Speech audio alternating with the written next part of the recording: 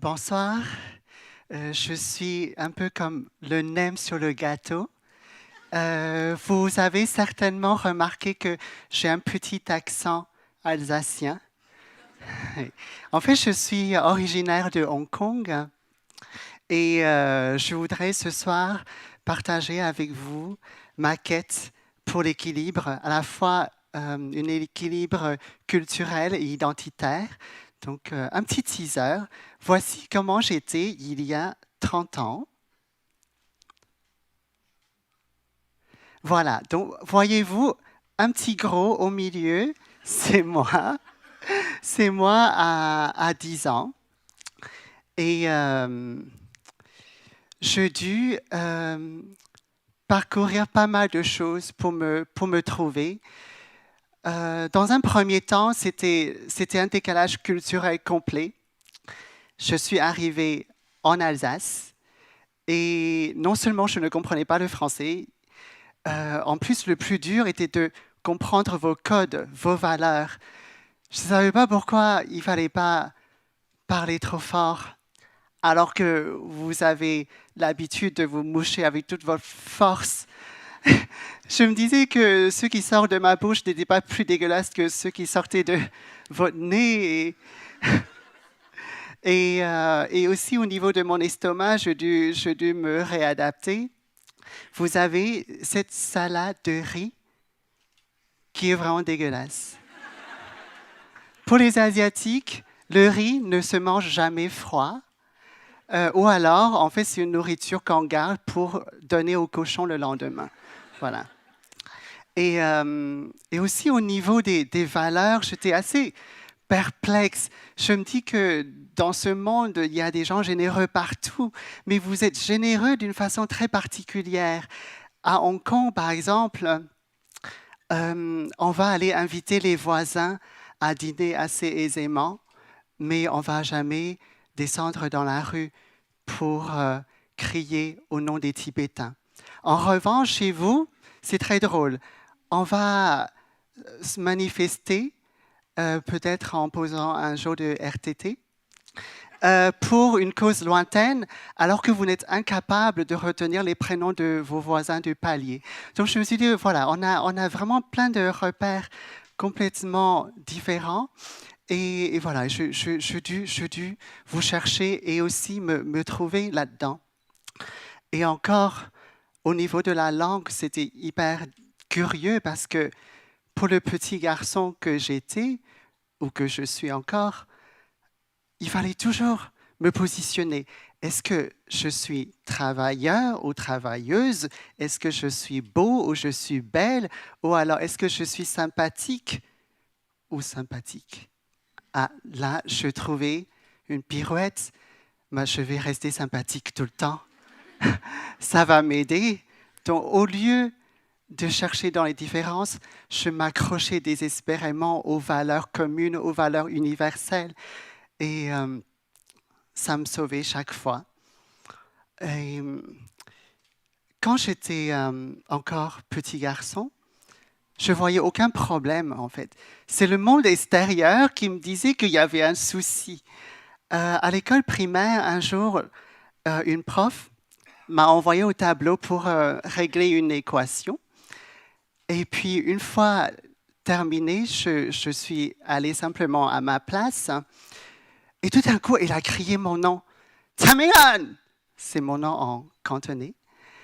Et je ne comprenais pas pourquoi. Et toute la classe a commencé à se moquer de moi. Et je ne comprenais pas du tout pourquoi. Je me suis assis. Et au bout de 5 secondes, 10 secondes, je me suis dit peut-être la professeure a crié et que tout le monde a hurlé de rire parce que, en fait, j'étais un petit garçon qui avait une démarche très efféminée. Et là, je compris. Je compris que, en fait, pour le monde extérieur, il y avait un problème, il y avait un souci. Et heureusement, cela ne m'a pas empêché à garder de très bons contacts avec ma famille, peut-être parce que déjà mes parents étaient très ouverts d'esprit et ils le sont toujours. Et en fait, même si j'avais 10, 11, 12 ans, j'ai vite vu que c'était une façade, une facette de moi. Le fait d'être un petit garçon efféminé, c'est juste une partie de moi. Et en aucun cas, j'allais laisser cet aspect parasiter ma vie et me rendre malheureux. Donc, en famille, ça allait plutôt bien. Ça allait plutôt bien. Et évidemment, alors, on me disait tout le temps qu'il ne fallait pas choisir le rose ni le bleu pastel. Tout ce qui est pastel, tout ce qui me plaisait, c'était interdit. Et mon grand-père était très, très tolérant. Il me laissait jouer avec mes poupées. Et c'était plus à l'école. À l'école, je me suis vite rendu compte que je n'étais pas un petit garçon comme les autres. Je n'étais pas du tout une petite fille non plus. Alors, j'étais quoi? Alors, je cherchais. Je cherchais. Un jour, je pense que j'avais environ 10 ans, 9 ans, 10 ans. Mon père est revenu à la maison avec un album. C'était Boy George. J'ai vu Boy George, recommandé par mon père, indirectement. Je me suis dit, OK, Boy George, pourquoi pas? Et ça m'a ouvert les portes. Je me suis dit, en fait, il y a 1000 façons d'être un homme et il y a 1000 façons d'être une femme. Et je n'allais pas forcément devoir me conformer à une image conventionnelle. Un peu plus tard, d'autres questions se sont posées. J'ai vu que, en fait, il y a une médecine qui permet de changer de sexe. Je me suis dit, qu'est-ce que c'est que ça? Est-ce que c'est la solution miracle? Est-ce que c'est ça ma voie? Et en même temps, très très vite, mon ego a pris le dessus. Faire une opération, pour moi, ça serait de reconnaître une sorte d'erreur en moi. Et je ne veux pas dire que la nature puisse produire une créature erronée ou qui serait une erreur. Ben non, je regarde un jardin, je vois toutes sortes de fleurs, toutes sortes de couleurs, toutes sortes de formes, et je ne fais partie que de ce jardin, peut-être une plante un peu bizarre, mais ce n'est pas la peine de couper cette plante. Et donc, très très vite, j'ai abandonné cette idée d'intervention extérieure. Et je comptais uniquement sur mon mental. Et petit à petit, la plante a poussé et ça a poussé plus ou moins sous une forme qui me convient, qui reflète qui je suis. Et je me suis rendu compte aussi qu'on rendrait les deux pieds dans une époque de politiquement correct, où chacun doit avoir une étiquette et un titre pour se défendre, pour se protéger ou pour se sentir fort dans une communauté. Alors je me suis dit, c'est clair que je ne suis pas un homme blanc catholique. C'est clair que je ne suis pas une femme féconde. Et qu'est-ce que je suis alors? Est-ce que je suis homosexuel? Un jour, une copine, 10 ans plus âgée que moi, m'a présenté ses oncles qui sont des gens très respectables, homosexuels, avec une bonne situation. Et je me suis dit que tout ça était absurde. Ce n'est pas parce qu'on a, je ne sais pas, ce n'est pas parce qu'on éprouve le désir pour les personnes du même sexe, ou ce n'est pas parce que, je ne sais pas, ce n'est pas parce qu'on met les mêmes robes, que tout d'un coup, qu'on partage les mêmes valeurs. Je voyais vraiment aucun sens à m'associer à une quelconque communauté. Et plus tard, on m'a dit, voilà, bah, tu es travesti. Et je lui ai dit, mais est-ce que tu m'as vu en costume cravate? C'est encore pire. Et plus tard, j'ai entendu toutes sortes de termes, surtout une fois lancé dans le milieu du spectacle, il y a les journalistes qui, sans me connaître, sans me poser la moindre question, mettaient humoriste transgenre ou alors comédienne transsexuelle.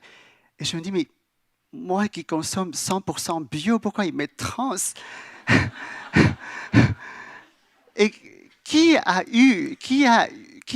pu vérifier alors que c'est tellement intime? Qui a eu la certitude de mon sexe? Un jour, j'ai découvert sur mon Wikipédia quelqu'un qui a écrit toute une histoire sur moi. Comment j'étais née, quel genre d'opération j'ai eu, quel genre de traitement. Et tout était faux.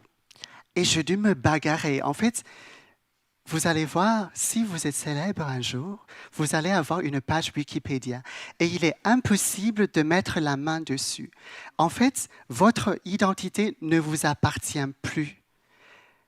Et je me suis rendu compte que finalement, qui on est, ce n'est pas nous qui le jugeons. C'est le monde extérieur qui met une étiquette. À ce moment-là, je me suis dit, autant respecter cette perception de l'autrui si c'est elle qui détermine qui nous sommes. Et j'ai commencé à avoir une ouverture d'esprit. Si la personne en face voit un homme et m'appelle monsieur, très bien. Et si la personne en face voit mon côté féminin et m'appelle madame, pourquoi pas? Ça serait tellement fermé d'esprit de ma part d'exclure cette possibilité d'être un homme ou cette possibilité d'être une femme. Et je refuse de reprendre cette fermeture d'esprit qui m'a fait tant souffrir. Je refuse de m'imposer à nouveau.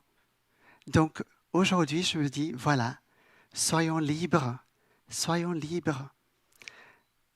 Dernièrement, j'ai entendu cette expression, le troisième sexe, qui était censée être une expression alternative pour me réconforter. Alors, moi, j'ai entendu ce que c'est un hermaphrodite, ou parfois on dit un androgyne. Alors, ça ressemble un peu à un médicament contre la diarrhée, mais...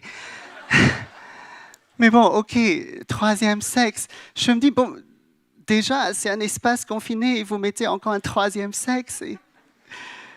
je me dis, mais on va où? On va où? Est-ce qu'on ne peut pas simplement regarder la personne qui est en face avec son individualité, son côté unique, parce qu'on est tous uniques et on souffre tous de l'étiquette. Qui se reconnaît dans l'étiquette du bobo parisien ou du cadre dynamique légèrement dégarni ou de la ménagère de moins de 50 ans qui regarde Patrice Sébastien? Personne. Personne. Et peut-être avec le travail que je fais, c'est-à-dire le travail sur scène, je peux relativiser, je peux endosser d'autres personnages. Aussi, les applaudissements, évidemment, ça flatte l'ego. La famille que j'ai eue, qui est extrêmement aimante et ouverte d'esprit, ça m'a beaucoup, beaucoup aidé. Et voilà. Du coup, je pense que je suis tout à fait tolérante et ouverte à toutes sortes d'étiquettes parce que finalement, pour moi, il n'y a aucune étiquette qui est valable à part sa vraie personnalité. Et pour finir, je vous souhaite de trouver un équilibre entre ce que perçoit le monde extérieur de vous et qui vous êtes réellement. Merci.